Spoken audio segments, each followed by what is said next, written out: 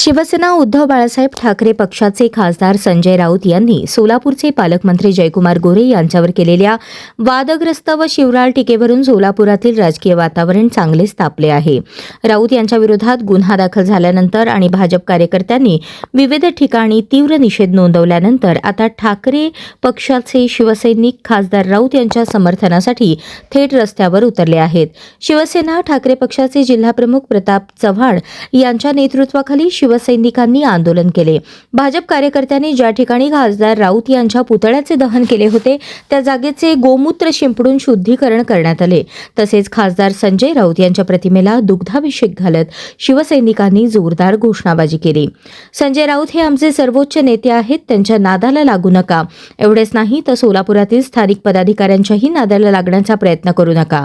पालकमंत्र्यांनी बालाजी सरोवर हॉटेलमध्ये बसून काय धंदे चालतात आणि सोलापुरात काय लफडी सुरू आहेत हे आधी सांगावे. आरक्षित जागा विकून हजारो कोटी रुपये कमवण्याचे धंदे पालकमंत्र्यांनी तातडीने बंद करावेत, अन्यथा संपूर्ण सोलापूर शहर बंद पाडून तीव्र जनआंदोलन उभे करू, असे ते म्हणाले. पुढे बोलताना जिल्हाप्रमुख प्रताप चव्हाण म्हणाले, संजय राऊत जे बोलले ती महाराष्ट्राची भाषा आहे, त्यात काही वेगळे किंवा चुकीचे नाही. पण मी तर जयकुमार गोरेंना थेट लिंग पिसाट म्हणतो. आता या वक्तव्यावर जयकुमार गोरे यांचे समर्थक काय प्रत्युत्तर देणार हे पाहणे महत्त्वाचे ठरणार आहे. आता पालकमंत्री जयकुमार गोरे व त्यांचे समर्थक काय प्रत्युत्तर देतात याकडे संपूर्ण जिल्ह्याचे लक्ष लागले आहे. सोलापुरात भाजप विरुद्ध ठाकरे पक्ष असा संघर्ष येत्या दिवसात अधिक तीव्र होण्याची शक्यता निर्माण झाली आहे.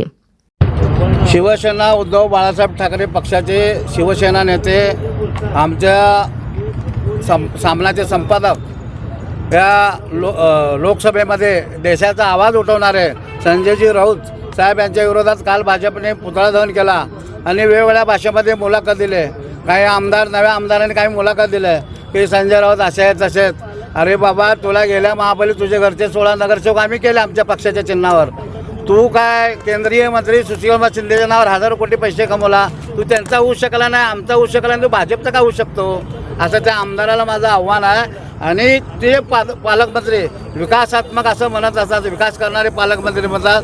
ज्या माणसावर वीज चोरीचे गुन्हे आहेत, ज्या माणसावरती त्यांच्या जिल्ह्यामध्ये लिंग पिसाट व्यभिचारी म्हणून त्यांच्यावर गुन्हे आहेत, अशा माणसाने या सोलापूर जिल्ह्याचा पालकमंत्री होऊ नये.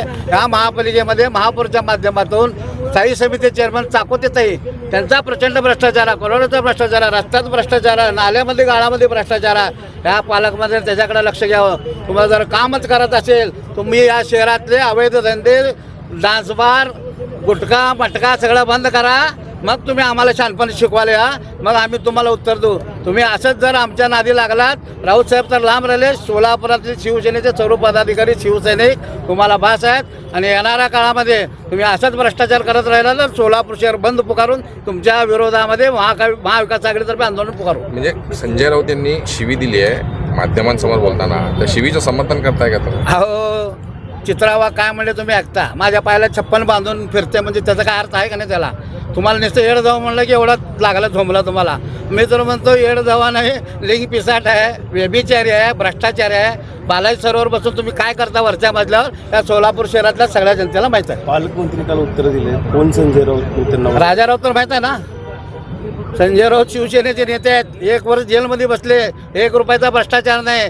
असा कणकर नेता म्हणजे शिवसेनेचा उद्धव बाळासाहेब ठाकरे पक्षाचे नेता खासदार म्हणजे सामनाचा संपादक. सामना निघाला की जगामध्ये तुमच्या मीडियामधून सामना जागरण प्रसिद्ध होत असतात, ते संजय राऊत आहेत. तुम्हाला फक्त इथला राजा राऊतच माहिती आहे. तुम्हाला जे बाहेरच्या पक्षातून आलेले, जे अनगरचे गुंड लोक, 3 पिढ्यामध्ये दरोडे घातलेले लोक, ते तुम्हाला माहिती आहेत. संजय राऊत कसं माहीत असतील?